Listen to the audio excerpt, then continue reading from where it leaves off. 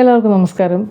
ജയിക്കാനായി ജനിച്ച ആളുകളുടെ കുറച്ച് ലക്ഷണങ്ങളെക്കുറിച്ചാണ് ഇന്ന് സംസാരിക്കാൻ പോകുന്നത്. അതിലൊന്നാമത്തെ കാര്യം, ആളുകൾ അനാവശ്യമായിട്ട് നിങ്ങളുടെ സമയം പാഴാക്കുമ്പോൾ നിങ്ങൾക്ക് ഭയങ്കരമായിട്ട് ദേഷ്യം വരും. നിങ്ങൾക്ക് ക്ഷമയില്ലാത്തത് കൊണ്ടോ സഹിഷ്ണുതയില്ലാത്തത് കൊണ്ടോ ഒന്നുമല്ല, മറിച്ച് സമയത്തിൻ്റെ വില നിങ്ങൾക്ക് അറിയാവുന്നത് കൊണ്ടാണ്. അനാവശ്യമായ ഒരു കാര്യങ്ങൾക്ക് വേണ്ടിയും സമയം ചെലവഴിക്കാൻ നിങ്ങൾ തയ്യാറാവില്ല. പെറ്റി ആർഗ്യുമെൻറ്റ്സിലൊക്കെ ഏർപ്പെട്ടിട്ട് ചെറിയ ചെറിയ വാഗ്വാദങ്ങളിൽ എല്ലാ കാര്യങ്ങളും തർക്കിച്ചിട്ട് അങ്ങനെയൊക്കെ സമയം കളയുന്ന ആളുകളെ കണ്ടിട്ടില്ലേ? അതിനൊന്നും നിങ്ങൾ തയ്യാറാവില്ല. പറഞ്ഞിട്ട് ഒരു പ്രാവശ്യം പറഞ്ഞിട്ട് ആളുകൾക്ക് മനസ്സിലായില്ലെങ്കിൽ ഓക്കെ പറഞ്ഞിട്ട് അവരെ അവരുടെ വഴിക്ക് വിടും. നിങ്ങളുടെ സമയവും എനർജിയും ഒക്കെ എന്തിനു വേണ്ടി ചിലവഴിക്കണം എന്നുള്ള വ്യക്തമായ ധാരണ നിങ്ങൾക്കുണ്ടായിരിക്കും. രണ്ടാമത്തെ കാര്യമാണ്, വളരെയധികം ക്യൂരിയസ് ആയ ആളായിരിക്കും നിങ്ങൾ. സക്സസ്ഫുള്ളായ ആളുകളെയൊക്കെ കാണുമ്പോൾ ചുമ്മാ അവരെ ആരാധിക്കുകയും അവരെക്കുറിച്ച് ഓർത്ത് അഭിമാനം കൊള്ളുകയൊക്കെ ചെയ്യുന്നതിന് പകരം എന്താണ് അവരുടെ സക്സസ്സിൻ്റെ പിന്നിലെ സ്ട്രാറ്റജി, എങ്ങനെയാണ് അവർ ഇത്രയും പ്രോഫിറ്റ് ഉണ്ടാക്കുന്നത് എന്നൊക്കെ അറിയാനായിരിക്കും നിങ്ങൾ ശ്രമിക്കുക.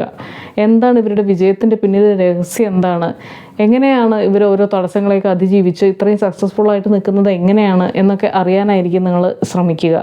അതിൽ നിന്ന് പഠിക്കാനായിരിക്കും നിങ്ങൾ ശ്രമിക്കുക. പിന്നെ നിങ്ങൾക്ക് ഉണ്ടായിരിക്കുന്ന ഒരു സംഭവമാണ് ദ ഗിൽറ്റ് ഓഫ് റെസ്റ്റിംഗ്.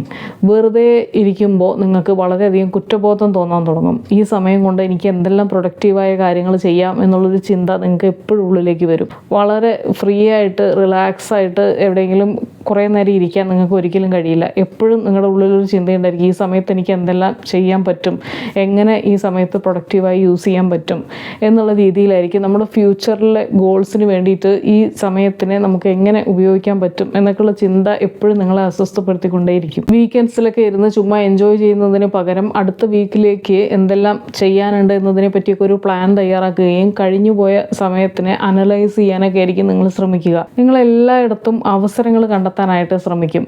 ഓരോ പ്രശ്നങ്ങളുണ്ടാകുമ്പോഴും ഓരോ തടസ്സങ്ങളുണ്ടാകുമ്പോഴും എന്തൊക്കെ കാര്യങ്ങൾ സംഭവിക്കുമ്പോഴും അതിൽ നിന്നൊക്കെ ഒരു ഓപ്പർച്യൂണിറ്റി ഉണ്ടാക്കാനാണ് നിങ്ങൾ ശ്രമിക്കുക. വിധിയെ പഴിച്ചും മറ്റുള്ളവരെ കുറ്റപ്പെടുത്തിയിട്ടും ഒക്കെ സമയം പാഴാക്കുന്നതിന് പകരം അടുത്ത സ്റ്റെപ്പിനെ പറ്റിയായിരിക്കും നിങ്ങൾ എപ്പോഴും ചിന്തിക്കുന്നുണ്ടായിരിക്കുക.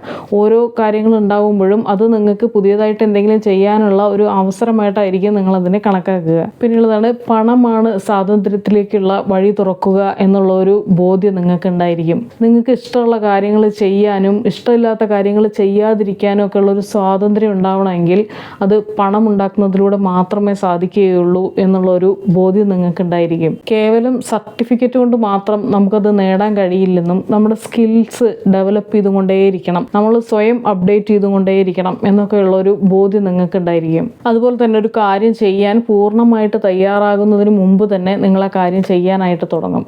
കാരണം എല്ലാം സെറ്റായി വന്നിട്ട് തുടങ്ങാൻ നമുക്കൊരിക്കലും സാധിക്കില്ല എന്നുള്ളൊരു ബോധ്യം നിങ്ങൾക്ക് ഉണ്ടായിരിക്കും. പെർഫെക്റ്റ് ആയിട്ടൊരു കാര്യം ചെയ്യുക എന്നതിനപ്പുറം അത് പെട്ടെന്ന് തന്നെ സ്റ്റാർട്ട് ചെയ്യുക എന്നുള്ളതിലായിരിക്കും നിങ്ങൾ കൂടുതൽ ശ്രദ്ധിക്കുക. അതുപോലെ തന്നെ പരാജയങ്ങളൊക്കെ ഉണ്ടാകുമ്പോൾ അത് മറ്റുള്ളവരുടെ തലയിലിട്ട് എസ്കേപ്പ് ആവാൻ ശ്രമിക്കുന്നതിന് പകരം പരാജയങ്ങളുടെ ഉത്തരവാദിത്വം ഏറ്റെടുക്കുകയും അതിൽ നിന്ന് പാഠങ്ങൾ ഉൾക്കൊണ്ട് ആ തെറ്റുകൾ തിരുത്തി കൂടുതൽ നന്നായി മുന്നോട്ട് പോകാനൊക്കെ ആയിരിക്കും നിങ്ങൾ ശ്രമിക്കുന്നുണ്ടാവുക. നിങ്ങളുടെ പ്രായത്തിലുള്ള മറ്റുള്ളവരെക്കാളും കുറച്ച് വ്യത്യസ്തരായിരിക്കും നിങ്ങൾ. എല്ലാവരും അപ്പോഴത്തെ പ്രസൻ്റ് ആയിട്ടുള്ള ലൈഫ് എൻജോയ് ചെയ്യാൻ ശ്രമിക്കുമ്പോൾ നിങ്ങളെപ്പോഴും ഭാവിയെക്കുറിച്ചായിരിക്കും ചിന്തിക്കുന്നുണ്ടായിരിക്കുക. അതുപോലെ തന്നെ പഴയ കൂട്ടുകെട്ടുകൾ, പണ്ട് ചെയ്തിട്ടുണ്ടായിരുന്ന കാര്യങ്ങൾ, അതിലൊക്കെ നിങ്ങൾക്ക് താല്പര്യം നഷ്ടപ്പെടാനായിട്ട് തുടങ്ങും. അതൊക്കെ ബോറിംഗ് ആയിട്ട് നിങ്ങൾക്ക് അനുഭവപ്പെടും. നിങ്ങളുടെ ഫ്രണ്ട്സിൻ്റെ എണ്ണം കുറഞ്ഞു വരാൻ തുടങ്ങും. കൂടുതൽ സംസാരിക്കുന്നത് നിർത്താൻ തുടങ്ങും. നിങ്ങൾ കൂടുതലായിട്ട് എൻജോയ്മെൻറ്റിനും എൻ്റർടൈൻമെൻറ്റിനും ഒക്കെ വേണ്ടിയിട്ട് നിങ്ങൾ ചെലവഴിച്ചിരുന്ന സമയം വളരെയധികം കുറയാൻ തുടങ്ങും. ഇതൊക്കെ നിങ്ങളുടെ ലൈഫ് നെക്സ്റ്റ് ലെവലിലേക്ക് അപ്ഗ്രേഡ് ചെയ്തുകൊണ്ടിരിക്കുകയാണ് എന്നുള്ളതിൻ്റെ ലക്ഷണങ്ങളാണ്.